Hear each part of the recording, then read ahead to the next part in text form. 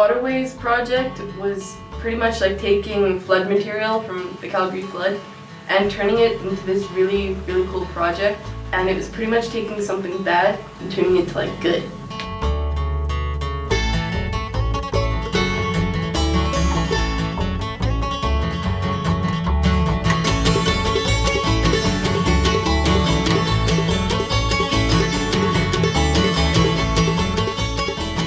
My name is Alia Shahab, and I am the Community Arts Facilitator with Antyx Community Arts. Antyx Community Arts is a not-for-profit organization, and we work with youth all over the city to do community arts-based projects that are aimed towards social change. Waterways was a project that we initiated in the summer. It was a project that we decided to do in response to the June flood. Antyx had approached me and another artist, Shordee, to participate with some youth. The whole thing was sort of like a back and forth collaboration between the youth and the artists. We had an initial sort of brainstorming meeting, and it got enough youth interested that we had a small team to work with. So some of our youth were really interested in working with recycled materials and repurposing them to create artwork. And so after the June flood, there was all these materials washed onto the river banks and in the neighborhoods because there was so much destruction. So we decided to go out and collect a whole bunch of these materials and see what we could come up with.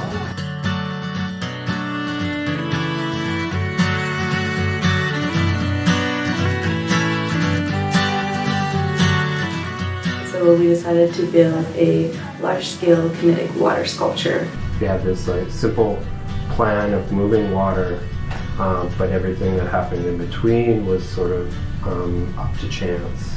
We're trying to figure out where we were going to build our sculpture, and we went through a series of locations, and we ended up getting in touch with Dyck from CSPACE, who was initiating a project at King Edward's School. So there was 4 artist curators behind this greater Pre-Demolition project, which took place at King Edward's School, and the project was called Phantom Wing. Phantom Wing was an alternative exhibition. The idea was basically to take art outside of the gallery setting and bring it to the public, and also to take advantage of the sort of like growth cycle in the city in which a lot of spaces are also being torn down, and you know, there's an opportunity there for artists to come in and reinterpret certain things and to work with the space and to tie into that whole process. And being in the King Edward School, having that courtyard is kind of, well, it's like a no-brainer that you use the courtyard as a place to move the water around and then end up inside.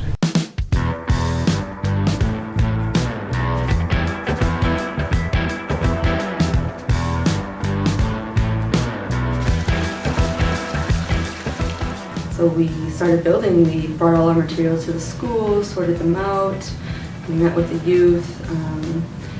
It was the artists and I at the King Edward School ongoing on a regular basis, and then the youth came once a week to contribute and to brainstorm and create and see how we could all collaborate and work together.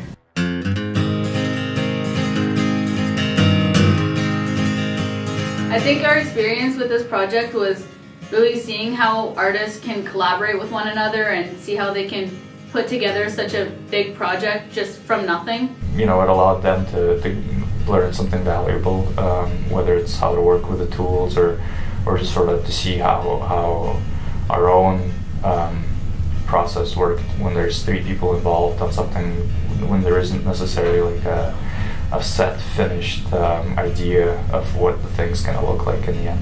Having a vision and wanting to make that vision exactly how you originally had it is not always the best case. Going with the flow and responding to each other's creativity and what we would make and put down, and it was awesome. It was fun to actually collaborate with you as opposed to primarily facilitating. There's never a moment of doubt because all the artists there were very supportive and open-minded to different styles. They weren't expecting anything from us. They were basically just hoping to get something out of us, and if it didn't, then nothing happens, but if it does, woohoo!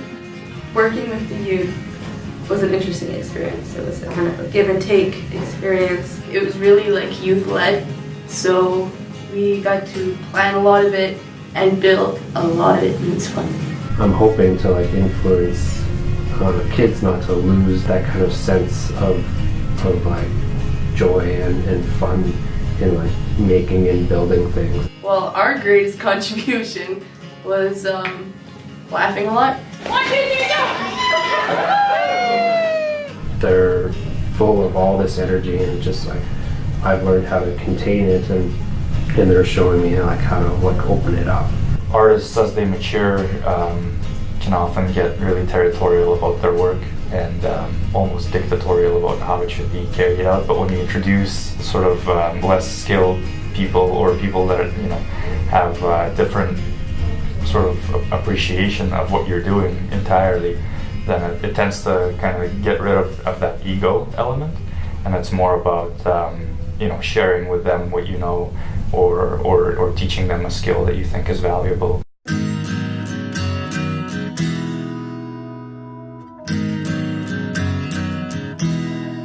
I think we gained a lot of knowledge, of how things work, whether it's tools or, how to talk to a person to ask for something, or, who to talk to when you need something.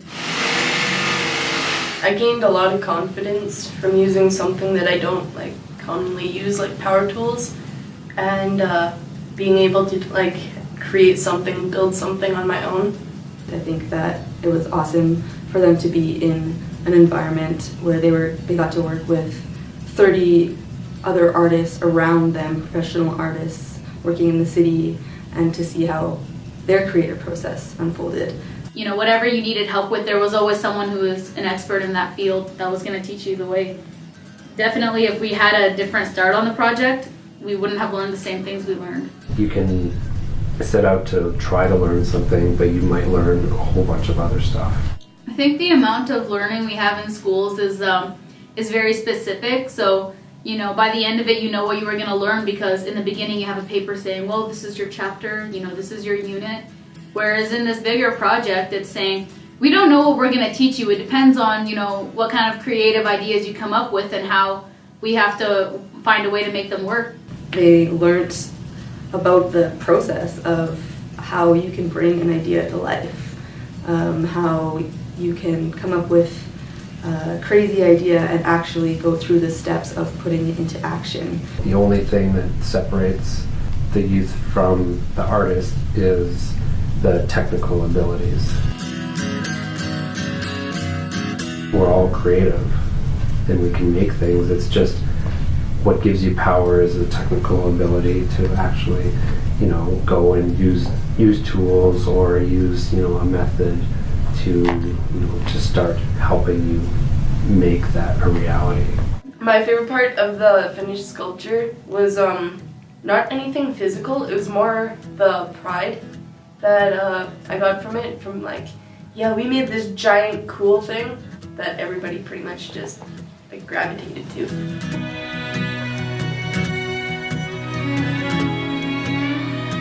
Thanks to the kids for taking the time out of their crazy busy lives to come and play with us, and I hope that more kids can get involved in stuff like this, and more of them can see the value of creation that's not necessarily just for their own consumption.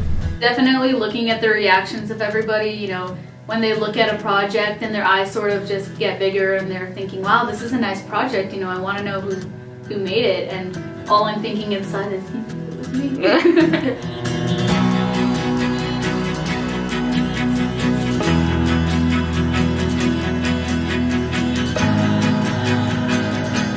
Watching something so beaten down, in the end just become so beautiful, and saying, you know what, I was part of that.